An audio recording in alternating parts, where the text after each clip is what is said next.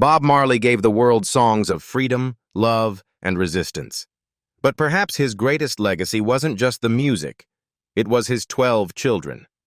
Born into fame, they carried not only his name, but also the heavy shadow of losing their father far too soon. Some stepped into the spotlight and became stars themselves, spreading his message in their own way. Others chose quieter lives, away from the glare of fame. So what happened to them? Let's find out. Number 12. Sharon Marley. Sharon Marley's story begins in 1964, before the world knew the name Marley would become legendary. She was born to Rita Anderson, and when Rita married Bob Marley 2 years later, he embraced Sharon as his own daughter. From then on, she was the eldest in a family that would eventually swell to 12 children, first in line, the one who quietly carried the weight of example. Her childhood in Trenchtown was modest but full of life. Sharon grew up in a house where music flowed as freely as laughter, where the beat of the neighborhood blended with her father's strumming guitar. At first, Bob wasn't the global icon the world would later know. He was just Dad, the man who filled the home with energy and sound. But childhood innocence ended abruptly in December 1976. Sharon was 12 when gunmen stormed the family's Kingston home in a failed assassination attempt. Bullets struck her parents. Sirens, flashing blue lights, and the chaos of that night seared into her memory. It was the moment she realized that being a Marley came with more than music and love. It carried danger, expectation, and the eyes of the world.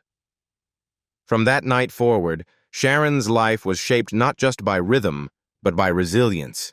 It drew her even closer to her brothers and sisters, who understood what it meant to grow up in a family both blessed and burdened by a name that would never again be ordinary.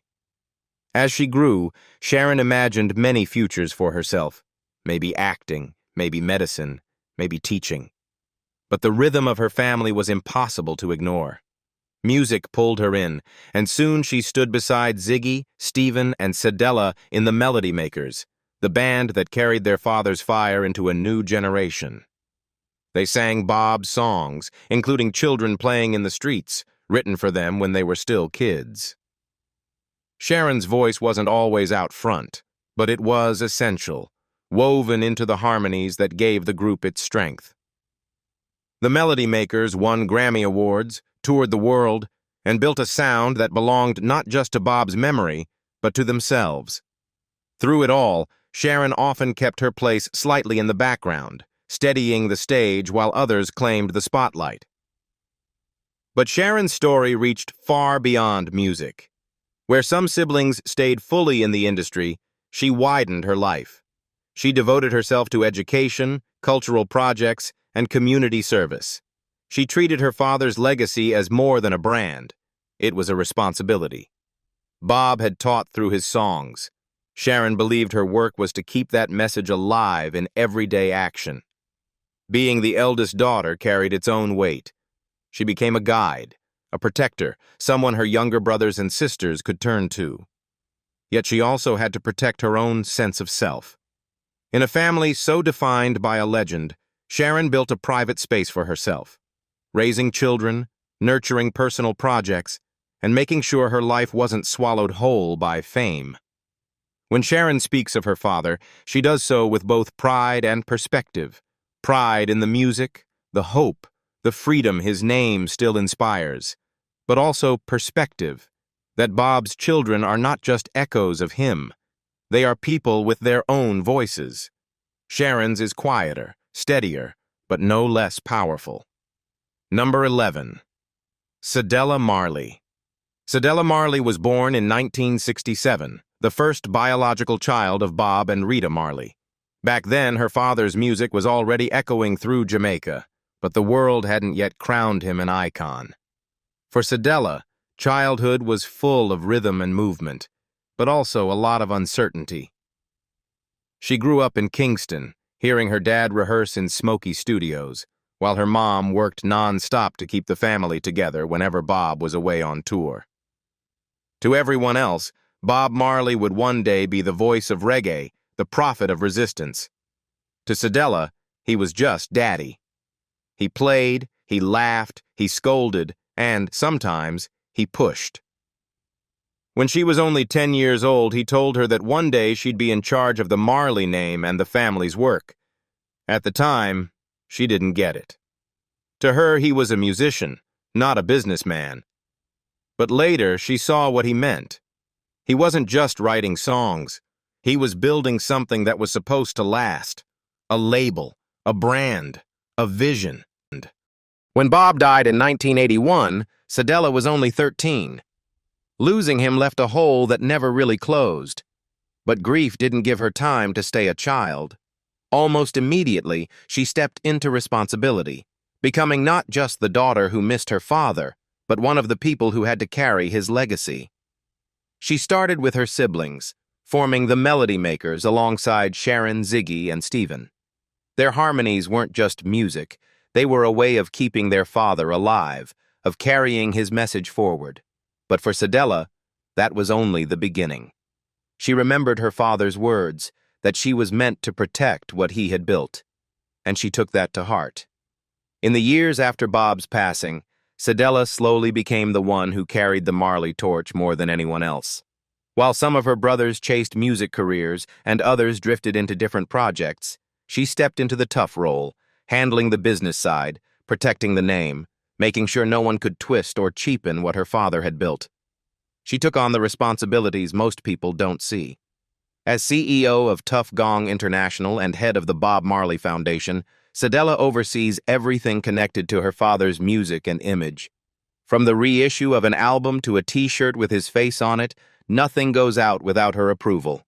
It's not glamorous work, but it's necessary, and she's never shied away from it. But Cedella didn't stop there. She poured her creativity into fashion, launching lines inspired by her father's bold style, and she's even written children's books to keep his spirit alive for a new generation. She produced a stage musical about his life, blending art and memory into something larger than herself. Being the eldest daughter has always meant carrying more than her share. She often admits it hasn't been easy. To the world, Bob Marley is a legend. To Cedella, he was a father, sometimes tender, sometimes flawed, but always hers. Balancing those two truths, her private memories and the public myth, has been her lifelong challenge. Her siblings say she's the one who carries the heaviest load. While others move freely, Cedella stays at the center, guarding the Marley name like a flame against the wind, making sure her father's legacy is treated not just as a brand, but as a living message of unity, dignity, and justice. Number 10. David Nesta Marley. David Nesta Marley was born on October 17, 1968, the first son of Bob and Rita Marley. The world would come to know him by the nickname his father gave him, Ziggy. From the outside, people might imagine that being Bob Marley's child meant a life of comfort and ease. But Ziggy has often said his early years in Kingston were far from wealthy. He grew up like many other kids in the neighborhood, running barefoot through the streets, playing rough games, and absorbing the chaos of daily life in Jamaica.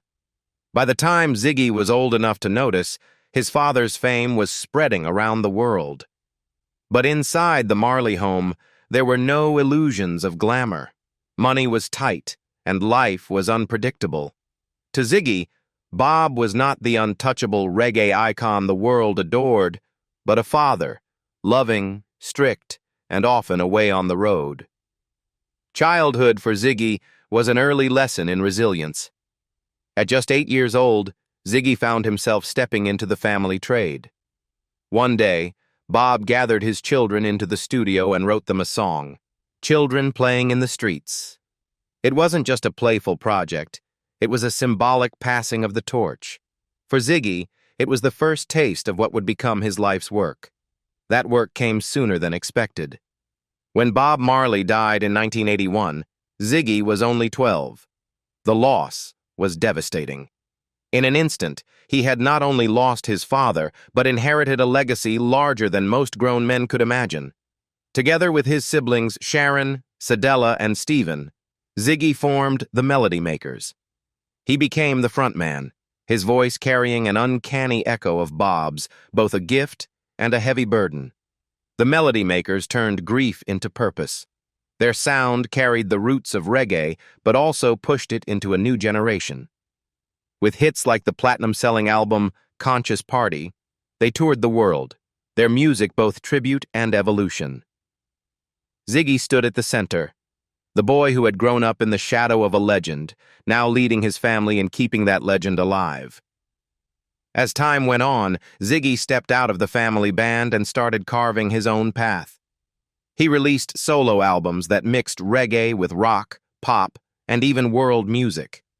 The themes were familiar: love, freedom, struggle, but the sound was his own. Grammy after Grammy followed, proof that he wasn't just Bob's son, but a respected artist in his own right. Still, Ziggy never lost sight of where he came from. His music carries his father's spirit, but he's always been clear. It's his voice, his perspective. "When I play his music," he once said, "I feel like I'm playing my own." Like Sadella, Ziggy has used his platform for more than music. He started the URGE Foundation, Unlimited Resources, Giving Enlightenment, working to improve the lives of children in Jamaica and across the world. He's also written children's books, passing down his father's messages in stories that kids can carry with them as they grow. Away from the stage, Ziggy lives a quieter life than some of his siblings. He's a father now, raising his own kids with the same values of love, unity, and purpose that his parents instilled in him. Number 9. Stephen Marley. Stephen Robert Nesta. Marley was born on April 20th, 1972, into a world already vibrating with his father's music. For Stephen, sound wasn't something he discovered, it was something he was born into. By 6 years old, he was on stage with Bob, not as a star in training, but as a little boy singing beside his dad. One of his favorite memories goes back to those early days. He and Ziggy would sneak into the recording booth and sing every song they knew, their voices tumbling over each other in childhood excitement. What they didn't know was that Bob was sitting outside, listening the whole time. He never interrupted, never corrected. He just let them sing, proud in the quiet way fathers sometimes are. That memory stayed with Stephen, maybe because there weren't many more like it. In 1981, when he was only 9, his father was gone. The loss came too soon, before Stephen had the chance to really know Bob as a man. And yet the world looked to him, just as it did to all the Marleys, to carry on the name and the music. He stepped into it the only way he knew how, through family. With Ziggy, Sadella, and Sharon, he formed the Melody Makers. Their voices were braided together, siblings bound by grief and song, trying to keep their father's spirit alive. Ziggy often stood at the front, but it was Stephen's ear, his harmonies, and his quiet mastery in the studio that gave their sound its depth. As Stephen grew older, his path widened. He was never just a performer. He became a craftsman, shaping music from the inside out. Behind the boards, he produced albums for Ziggy, Julian, and Damien, helping each of them find their own sound. Even when his face wasn't on the cover, his fingerprints were on the music. His own solo work earned him 8 Grammys, not through flash, but through depth. In 2023, he released Old Soul, an album that feels like both a memory and a meditation. On it, he sings with Ziggy, their voices weaving together the way they did when they were children, filling a studio with songs while their father listened from the shadows. But for Stephen, music has always been more than sound. With Damien and Julian, he co-founded the Ghetto Youths Foundation, working to give opportunities to children who start life with little. It is his way of extending his father's vision, using music not only to inspire, but to heal, to feed, to open doors. Home for Stephen is Miami Beach, where he keeps a studio close by, always within reach of the music. Family, as always, surrounds him. His daughter Mystic has stepped into her own voice with songs like Beat Down. His son Johan carries echoes of his father in his looks and his sound, finding his path with tracks like Goodbyes. But there has also been heartbreak. On December 27, 2022, his eldest son, Joe Mersa Marley, a musician carving out his own place in the world, died unexpectedly at just 31 after an asthma attack.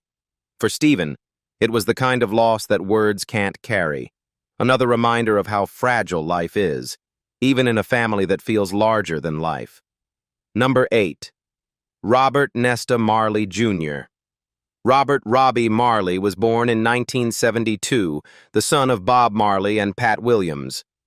Unlike some of his siblings who were in the spotlight from childhood, Robbie's life unfolded more quietly, often in the background of the Marley story. Yet his memories of his father were personal and real, sometimes strict, sometimes tender, always trying to teach his children unity. Robbie grew up alongside his half-siblings in the blended Marley household. He remembered one moment in particular, fighting with his brother Stephen as a boy. Bob scolded him harshly, even giving him a smacking. But later, Bob came back to him gently and told him that brothers must love one another, not fight. Robbie carried that lesson, a mix of discipline and love, as one of his clearest memories of a father he lost too soon. When Bob died in 1981, Robbie was only 9 years old. Like all the Marley children, he was left with absence. While Ziggy, Stephen, and Damien turned to music to stay close to their father's spirit, Robbie chose a different path. He described himself as a graphic artist, poet, and motorcycle daredevil, carving out an identity far from the stage lights. He has lived largely outside the public eye, appearing only occasionally. He featured in the acclaimed documentary Marley, 2012, and joined his brothers in the Marley Africa Road Trip series, which followed them across the continent their father so often sang about. But for the most part, Robbie has chosen privacy, a contrast to his globally recognized last name. Number 7. Rohan Anthony Marley. Rohan Anthony Marley was born on May 19, 1972, in Kingston, Jamaica. His father, Bob Marley, was already becoming a legend, but Rohan's early years weren't glamorous. His mother, Janet Hunt, was very young, and Rohan split his childhood between living with her and spending time with the wider Marley family. When Bob passed away in 1981, 9-year-old Rohan went to live with his grandmother, Sadella Booker, who gave him a steadier home life. As a teenager, Rohan moved to Florida. He went to Miami Palmetto Senior High and later the University of Miami, where he made his mark not on stage, but on the football field. A tough linebacker, he played with grit and heart, leading the Hurricanes' defense in tackles in 1993. For a while, it looked like sports would be his future. He even had a short run in the Canadian Football League with the Ottawa Rough Riders in 1995. But Rohan eventually found a different path. Instead of chasing fame, he turned to business, building something lasting in his own way. In 2009, he co-founded Marley Coffee, starting with a small organic farm in Jamaica's Blue Mountains. The project grew fast, reaching international markets, but Rohan always tied it back to roots, family, land, and sustainability. "It's more than coffee," he said. "It's a way of life." From there, he branched out. He helped launch the House of Marley, a brand of eco-friendly headphones, speakers, and turntables, built with the same ideas of sustainability and respect for the earth. He also put energy into family ventures like Tough Gong Clothing and the One Love Charitable Foundation, carrying forward the Marley legacy of culture and giving back. Rohan never tried to be Bob. He didn't follow the music path like most of his brothers. Instead, he leaned into his own passions, sports, business, and family, while still holding on to the values his father preached: unity, respect, and upliftment. In 1993, while still a student at the University of Miami, he married his college girlfriend, Geraldine Cawley. Together, they had 2 children, Eden, born in 1994, and Nico, born in 1995. Nico followed in his dad's footsteps on the football field, becoming a linebacker at Tulane University, and even signing with the Washington Redskins in 2017. A few years later, in 1996, Rohan's life took a different turn when he met singer Lauryn Hill. Their relationship became one of the most high-profile in the Marley family story.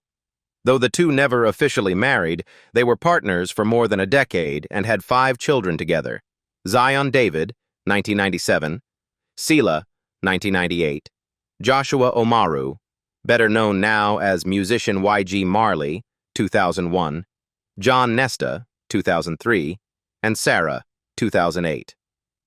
Rohan and Lauryn lived separately for much of their time together, and their relationship ended in 2009.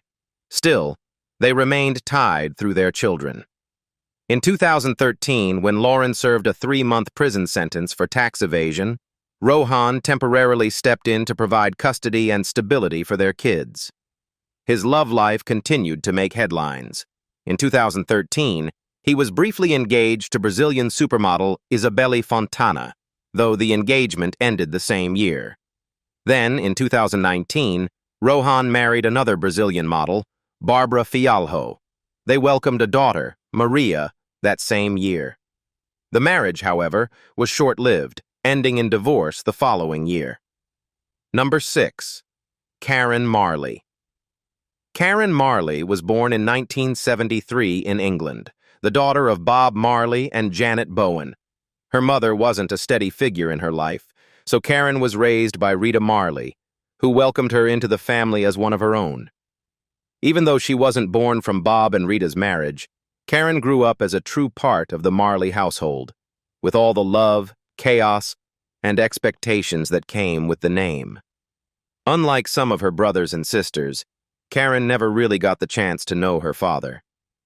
Bob died when she was still very young. What she inherited wasn't his presence, but his absence. Memories told through stories, his voice on records, and the constant reminder from the world that she was Bob's daughter. Karen, though, chose her own lane. While music pulled in many of her siblings, she gravitated toward design. Over the years, she built a career in fashion and interiors, blending creativity with individuality. In interviews, she has been open about the pressure of carrying such a famous name. People often want to measure her against her father, or expect her to carry his torch. Her answer is simple. I'm not my dad. I'm Karen. Still, Bob's influence is there in subtle ways. She draws inspiration from his natural style, his love of simplicity, and his connection to the earth. Those ideas show up in her work, but always through her own vision. She's collaborated with her siblings at times, but she insists on being seen for who she is, not just as an extension of him. Karen's story reflects the balancing act faced by all the Marley children, the pull between legacy and individuality. She's learned to walk that line with grace, honoring her roots while protecting her own identity. She may live outside the spotlight, but her voice is clear. She is more than a name, and she has made a life that belongs fully to her. Number 5. Stephanie Marley. Stephanie Marley was born in 1974 and raised in the Marley household by Bob and Rita Marley. Though widely considered Rita's daughter from another relationship, Bob accepted her as his own and gave her his name. In the large, blended Marley family, love and belonging mattered more than blood. But even so, whispers about her parentage have followed her for decades. Stephanie grew up during Bob's most turbulent years. By the time she was 6, her father was gone, taken by cancer in 1981. She was left with fragments, memories too young to be clear, and the presence of older siblings who had known him better. Ziggy once admitted that Bob spent more time with his sons than with his daughters, shaped by both culture and circumstance. For Stephanie, that absence was permanent. Her bond with him carried more through stories than through time together. Unlike her famous brothers, Stephanie did not chase the stage. She lived more quietly, seeking identity away from the spotlight. In later years, she created her own space in the creative world, founding a talent agency for Jamaican models, giving opportunities to young women who, like her, were searching for visibility and recognition. She spoke little about her private life, keeping distance from the weight of Marley legacy debates that often consumed her siblings. Yet the struggle of belonging remained part of her story. Even after Bob's death, questions surfaced. Was she his daughter in truth? In 1996, Bob's mother, Cedella Booker, claimed she was not. Such doubts cut deeply, but Stephanie's life shows resilience. She stayed close to her siblings, remained part of the family circle, and carried the Marley name into her own projects. Number 4. Julian Ricardo Marley. Julian Ricardo Marley was born in London in 1975, the son of Bob Marley and Lucy Pounder. Unlike many of his siblings who grew up in Jamaica, Julian's childhood was shaped mostly by his mother, far from the streets of Trenchtown. His world was quieter, built around records and instruments in the house, long before he fully understood the weight of his own last name. His memories of his father are fragile. He was only 5 when Bob passed away in 1981. One of the few moments he recalls is being a small boy in a crowd, watching Bob on stage, not yet realizing the man moving the audience was his own father. Soon after, that connection was gone, leaving Julian with a legacy to know, rather than a father to grow up beside. Still, music came to him like breath. As a child, he taught himself piano, drums, bass, guitar, anything he could get his hands on. He toured with Ziggy and the Melody Makers before stepping into his own career. His albums carried the spiritual core of reggae, but also pushed its sound forward, earning critical respect and a loyal audience. Yet Julian has always felt the weight of comparison. The world wanted another Bob Marley. Julian's answer was simple. You can't do what your father did. You can only do what you do. His path has never been about imitation, but about honoring the spirit while finding his own truth. His journey has also been marked by loss. In 2009, his daughter Kaveri died at just 11 years old from a brain tumor. For Julian, it was heartbreak on a scale he had already known too well. The grief of losing a parent, now repeated in losing a child. He poured that pain into music, turning sorrow into songs, searching for healing in the rhythms his father once carried too. Number 3. Ky-Mani Marley. Ky-Mani Marley was born in 1976 in Falmouth, Jamaica, the only child of Bob Marley and Anita Belnavis, a Jamaican table tennis champion. Unlike many of his siblings who grew up near Kingston or later abroad, Ky-Mani's early years were spent in crowded conditions with his mother. Life was often hard. When they later moved to Liberty City in Miami, he was surrounded by poverty and gang violence. Ky-Mani always knew he was Bob Marley's son, but he never had the chance to know his father. Bob died in 1981 when Ky-Mani was only 5. He watched his father's funeral on television, separated from both the man and the legend. The absence shaped him. While the Marley name opened doors, it also brought heavy expectations. At first, Ky-Mani resisted following the family path. He tried sports and acting before turning to music. He feared comparisons, explaining, "If I follow in my father's footsteps, they'll say I'm copying. If I take a different path, they'll say I'm failing him." That conflict haunted him, but eventually he realized the only answer was to be true to himself. When he embraced music, his sound reflected his own journey. His albums blend reggae with hip-hop and dancehall, carrying the grit of his Miami upbringing as much as his Jamaican heritage. His songs speak of survival, love, and hardship, bridging the worlds he grew up in. He has earned Grammy nominations and international respect, not as the next Bob, but as Ky-Mani, his own man. Like his siblings, he has also turned to service. He founded the Love Over All Foundation, dedicated to children in poverty, a mission deeply in line with Bob's vision of unity and justice. Number 2. Damian Marley. Damian Marley was born in 1978, the son of Bob Marley and Cindy Breakspear, the Canadian-Jamaican model who had been crowned Miss World just 2 years earlier. By the time Damian was 3, his father was gone. Cancer had taken Bob in 1981. For Damien, being Bob Marley's son meant carrying a name more than a memory.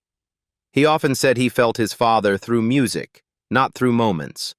As a boy, he would put Bob's records on a little turntable and pretend he was performing, the speakers filling the room like a stage. It was his way of reaching for someone he barely knew. "He was a great man," Damien once said. "There'll never be another like him."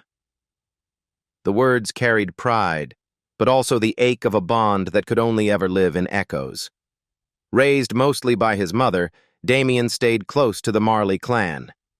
Holidays, family gatherings, and time spent with his older brothers kept the connection alive. For him, Ziggy and Stephen weren't just siblings. They were mentors, bridges to the father he lost too soon. Music became Damien's own path forward, but he didn't walk it in his father's exact footsteps. While Ziggy and Stephen carried reggae in its more traditional form, Damien grew up in a Jamaica buzzing with dancehall and hip-hop, and he fused those sounds into his work. His 2005 album Welcome to Jamrock was a breakthrough, raw, political, and global. It won Grammys, shook dance floors, and turned him into a voice for a new generation. He kept pushing outward, collaborating with artists like Nas, showing how reggae could speak fluently with hip-hop while keeping its roots. Yet no matter how far he reached, the question always circled back. Was he the new Bob? Damien's answer was steady. He never tried to copy. His father's lessons, he said, weren't about imitation, but about morals, dignity, and truth. That was the inheritance he carried, not the sound, but the spirit. Number 1. Makeda Janesta Marley. Makeda Janesta Marley was born in 1981 to Yvette Crichton, months after Bob Marley had already died. She is the youngest of his 12 acknowledged children, yet she entered a family grieving and fractured, carrying his name but never his embrace. For Makeda, there was no memory of her father's voice, no touch of his hand, only stories and the weight of being the daughter of a legend she would never meet. Her birth was not celebrated. Rita Marley, still mourning and overwhelmed, at first wanted little to do with the baby. According to Bob's mother, Cedella Booker, she herself had to step in and sign paternity papers to ensure Makeda would be provided for. Eventually, Rita softened, and by the 1990s, Makeda was included in summers with her siblings and folded into the financial structure of the Marley estate. But the early rejection left a mark, a reminder that even family bonds could feel uncertain. Growing up, Makeda's life was harder than the Marley name might suggest. Unlike siblings who had careers in music or business, she often lived at the margins of the legacy. In 2008, she was arrested for cultivating marijuana in her home, a painful irony given how closely cannabis was tied to her father's philosophy and Rastafarian practice. She received probation, but the episode deepened her image as the lost Marley, struggling to carry the name with dignity. Yet Makeda fought back. In time, she turned to art and activism, becoming a DJ and motivational speaker. In 2023, she released the song "Freedom Is Not Free," which opened with a recorded collect call she made from jail. The track referenced Bob as a freedom fighter, tying her own struggles with justice to his legacy of resistance. Thank you so much for watching. If you found this video meaningful, please consider liking, subscribing, and joining me again as we uncover more untold stories from history.